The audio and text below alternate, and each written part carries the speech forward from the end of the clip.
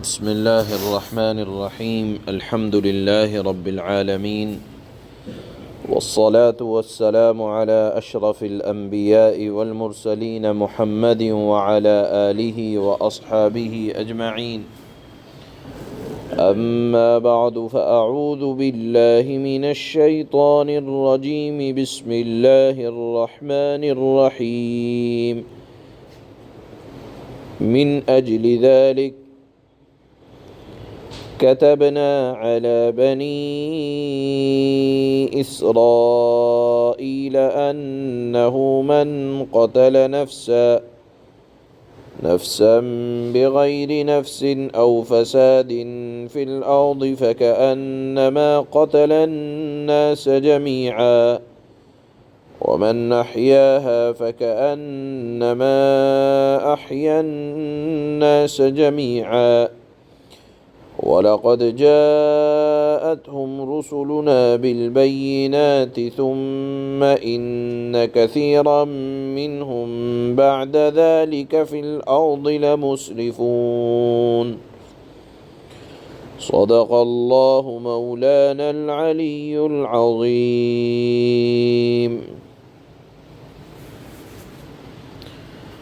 دنیا میں پہلا قتل قابیل نے حابیل کو کیا، اپنے بھائی کو.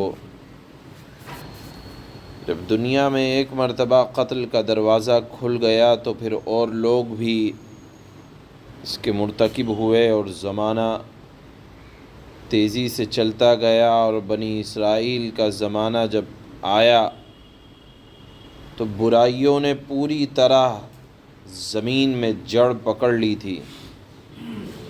اس لیے اس آیت میں اللہ تعالیٰ نے ارشاد فرمایا کہ ناحق خون بہانے سے روکنے کے لیے اور بدامنی کو روکنے کے لیے اللہ تعالیٰ نے بنی اسرائیل کو یہ قانون مقرر کیا کہ کوئی کسی کو قتل نہ کرے. اور توریت میں اللہ نے فرمایا، یہاں ارشاد ہوا ہے کتبنا علی بنی اسرائیل، بنی اسرائیل پر لکھ دیا تھا، یعنی توریت میں اللہ تعالیٰ نے قانون بنا دیا تھا کہ خون ناحق اور ایک آدمی کا مارنا یہ تمام آدمیوں کے مارنے کے برابر ہے. یعنی ایک خون ناحق کرنے سے دوسرے لوگ بھی اس جرم پر دلیر ہوں گے. تو اس حیثیت سے جو ایک شخص کو قتل کرے گا تو اس کی بدامنی اتنی بڑھے گی کہ معاشرے میں لوگوں کے درمیان سے انسانیت کا احترام نکل جائے گا، اور آہستہ آہستہ ناحق قتل کا دورہ ہو جائے گا. اس لیے اللہ تعالیٰ نے شروع میں ہی ارشاد فرما دیا کہ ایک جان بھی ناحق دنیا میں قتل نہیں ہونی چاہیے.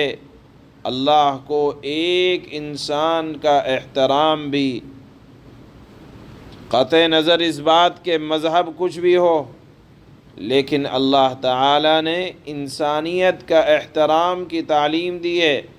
لہذا فرمایا ایک خون ناحق بھی نہیں بہنا چاہیے. خون ناحق بہے گا، لوگوں کے دلوں میں قساوت آئے گی، سختی آئے گی.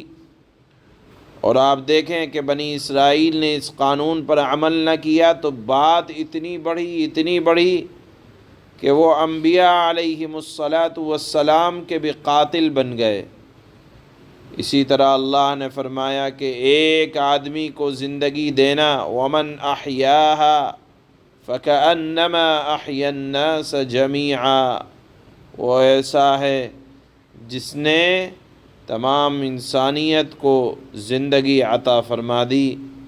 بہرحال اللہ تعالیٰ نے یہاں اس آیت میں انسانیت کا احترام اور انسانیت کو بچانا یہ کس قدر اللہ کے یہاں قابل عظمت ہے، اس کا اس آیت سے پتہ چلتا ہے. چنانچہ اللہ فرماتے ہیں، اور اگلی آیت میں تو جو سزائیں بیان کی گئی ہیں اس کو سن کر اور پڑھ کر اندازہ ہوتا ہے کہ اللہ کے یہاں مطلوب یہ ہے کہ کوئی قتل کیے کا سوچ نہ سکے۔ آپ اگلی آیت میں پڑھیں گے کہ سزائیں اللہ تعالیٰ نے کتنی سخت بیان کی ہیں قاتلوں کے حق میں۔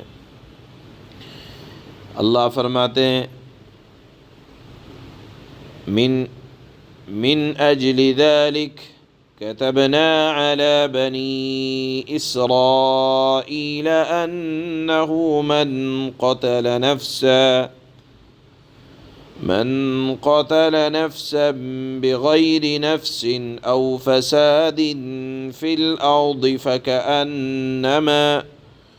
فكأنما قتل الناس جميعا۔